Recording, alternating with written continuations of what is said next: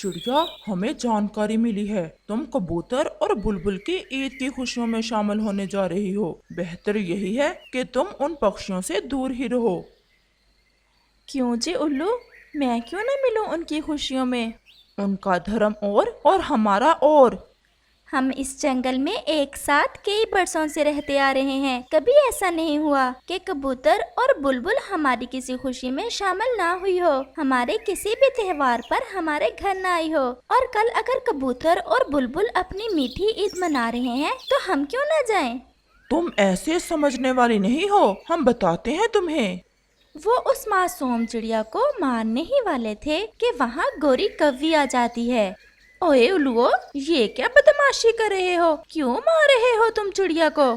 गोरी बहन जी मुझे रोक रहे हैं कि हम कबूतर और बुलबुल की ईद की खुशियों में नहीं शामिल होंगे।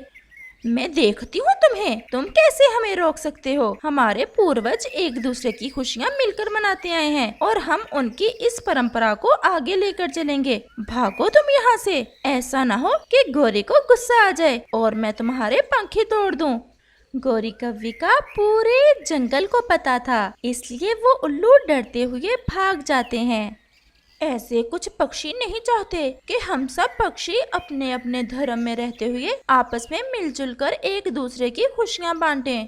गोरी बहन, कल मना रहे हैं कबूतर और बुलबुल ईद। चलो तो उनसे पूछे जाकर, उन्हें किसी चीज की जरूरत तो नहीं है।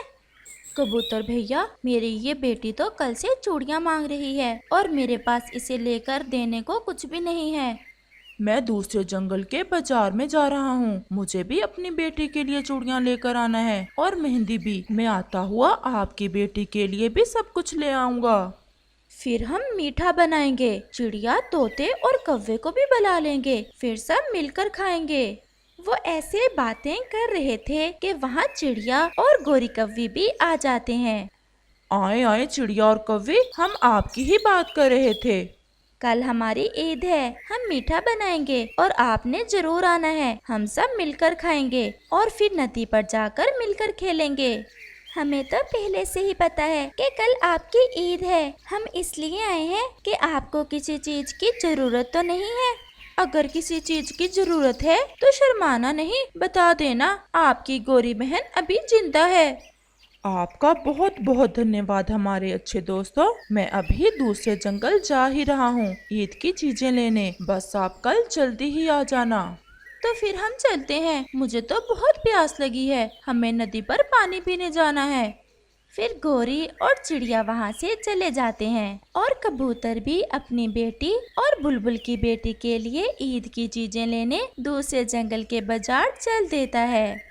आज तो कबूतर बहुत खुश था, इसलिए वो बहुत तेज उड़ रहा था। वो सोच रहा था कि जब वो चूड़ियाँ और मेहंदी लेकर आएगा तो उसकी बेटी कितना खुश होगी।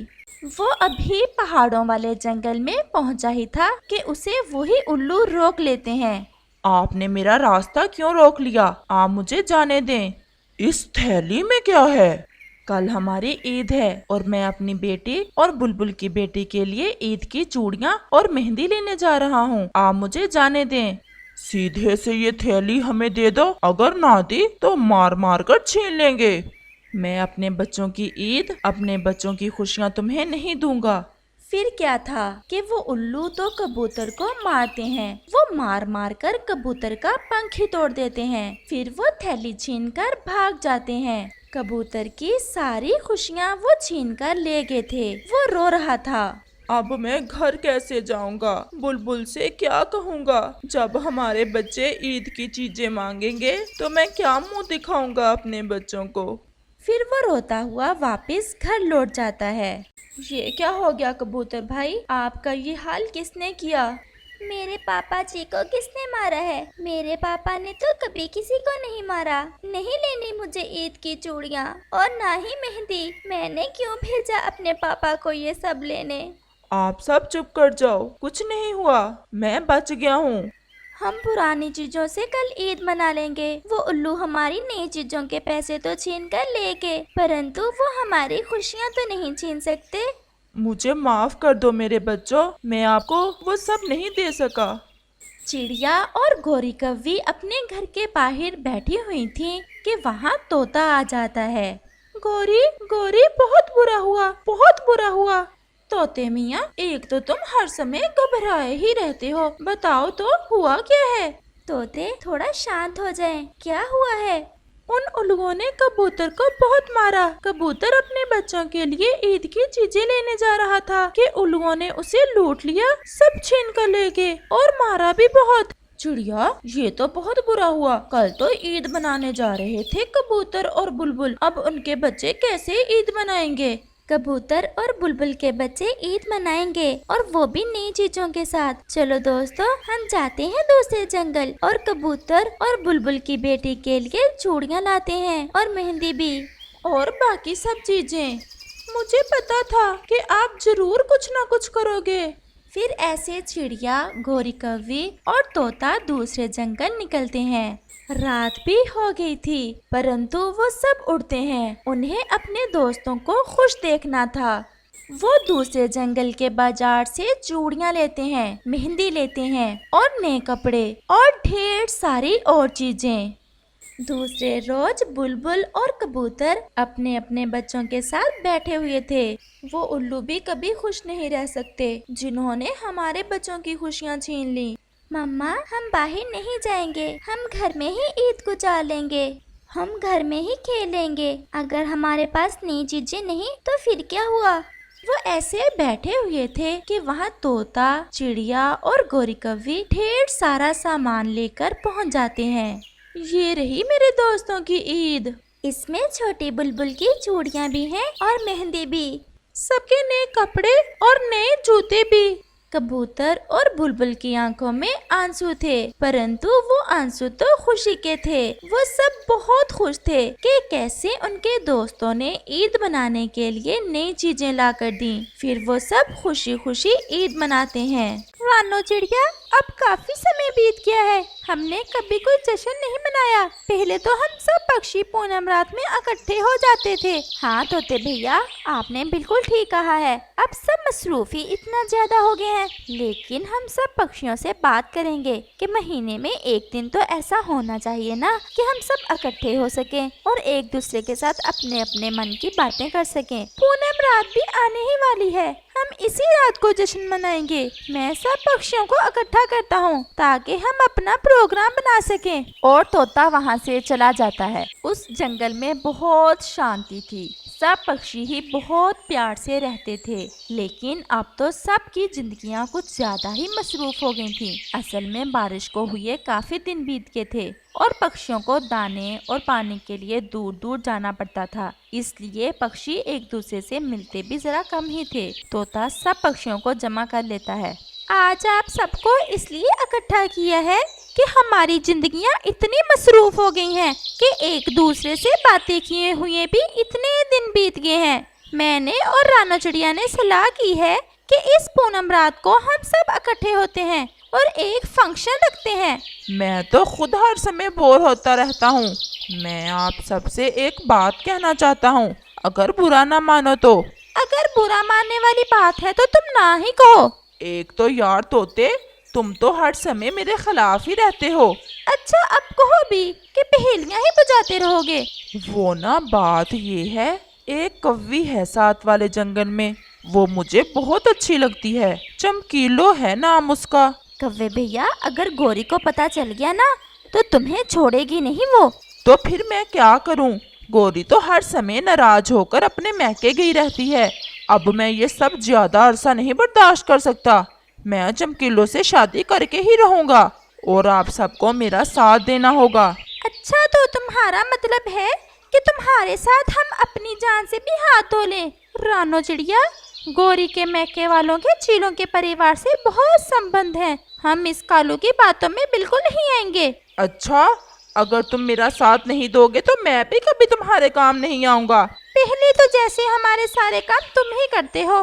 रानो बहन प्लीज, तुम मेरा साथ जरूर देना।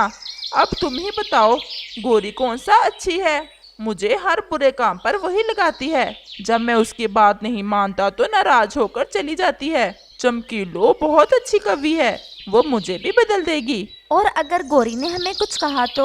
उसे पता ही नहीं चलेगा। तोते भैया, मुझे लगता है हमें कव्वे का साथ दे देना चाहिए। रानो, अगर तुम कहती हो तो ठीक है। और इस पूनम रात को हम मेरी शादी का जश्न ही मनाएंगे। अब आप सबको मेरे साथ चमकीलों की माँ के पास जाना होगा ताकि हम सारी बात तय कर सकें। अच्छा, अब तो सुबह ही चलेंगे, अब तो रात हो गई है। मैं भी सुबह की ही बात कर रहा हूँ। और फिर सब पक्षी अपने अपने घरों को चले जाते हैं। अगली सुबह कालू कौवा सुबह सुबह ही रानो की तरफ आता है और रानो चिड़िया को साथ लेकर तोते की तरफ जाता है। फिर इन दोनों को साथ लेकर दूसरे जंगल चमकीलों के घर की तरफ जाता है। नमस्ते माँ जी। तुम फिर आ गए? मैंने तुमसे कहा नहीं था फिर कभी ना आना इधर। ये आपकी बेटी से शादी करना चाहता है। इसने अपनी शक्ल देखी है? मेरी चमकीलो तो लाखों में एक है। माँ जी, मैं इतना भी बुरा नहीं हूँ। मैं आपकी बेटी को बहुत खुश रखूंगा।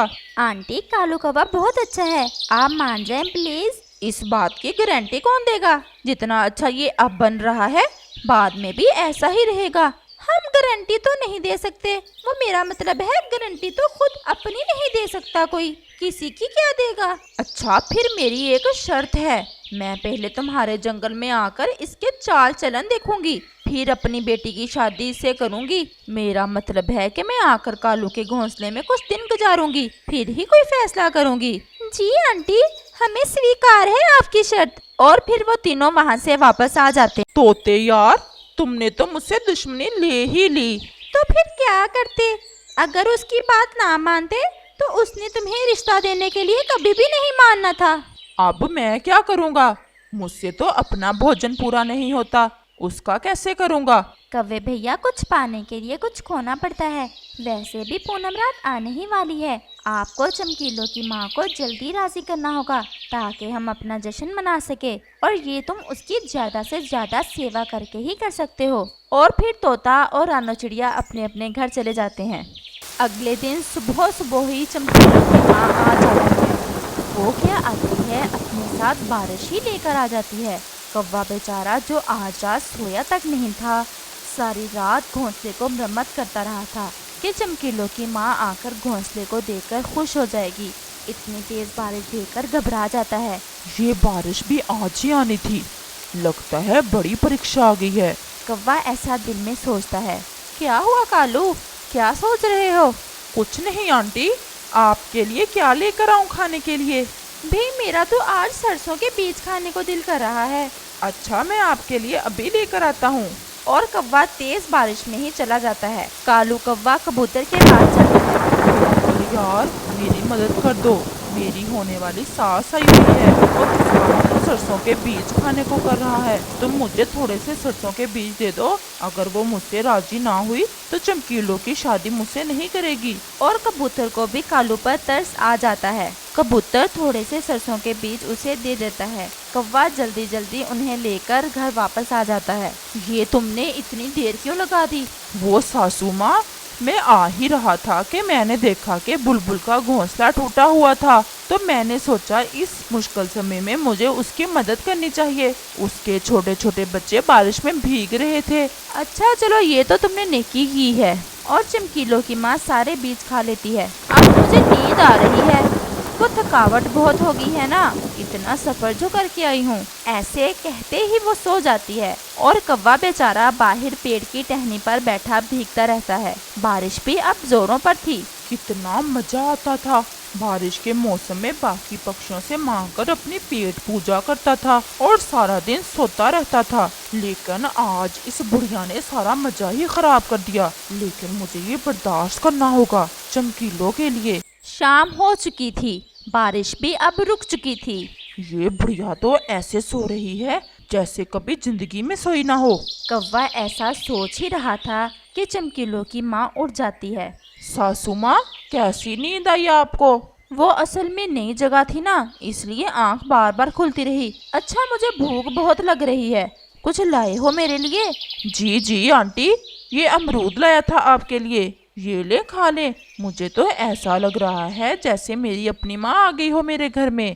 ऐसे ही 2 दिन और गुजर जाते हैं और कालू कौवे का भी काम कर करके बुरा हाल था। अच्छा, अब मैं जा रही हूँ, मुझे ये रिश्ता कबूल है। और कालू कव्वे की तो ये सुनकर खुशी की कोई हद नहीं थी। आंटी जी, हम इस पूनम रात में ही कालू कव्वे की शादी करना चाहते हैं। आप अपनी बेटी को लेकर आ जाना। अच्छा, मैं आ जाऊंगी। और कालू, तुम मेरे लिए कुछ फल फ्रूट और दाने जमा करके रखना। जी जी सासू माँ, जैसे आपका हुक्म। और चमकीलो की माँ वहाँ से चली जाती है। कालू कव्वे, अब अगर मेहनत करने लग ही गए हो तो शादी के बाद भी ऐसे ही करते रहना। ये ना हो तुम्हारी सासू माँ तुम्हें कच्चा ही चबा जाए। एक बार शादी तो हो जाए। ऐसे ही आखिर पूनम रात आ जाती है। कालू तो आज सुबह से ही बहुत खुश था। चमकीलो और उसकी माँ भी आ जाती हैं। फंक्शन शुरू ही करने लगते हैं कि उसी समय गौरी कवि भी आ जाती है। ये क्या हो रहा है? तुम? हाँ, मैं। और ये तुम दुल्हे की तरह सजकर क्यों बैठे हुए हो? मैंने कहा इतने दिन बीत गए, तुम इस बार आए नहीं मुझे मनाने। जाकर देख आऊं एक बार कि सब खैरियत तो है ना। और तुम्हें कैसे पता चला कि मैं आ जाने वाली हूँ तो इतनी सज धज करके बैठे हो? कौन है ये? ये सब देखकर तोते की तो हंसी ही नहीं रुक रही थी।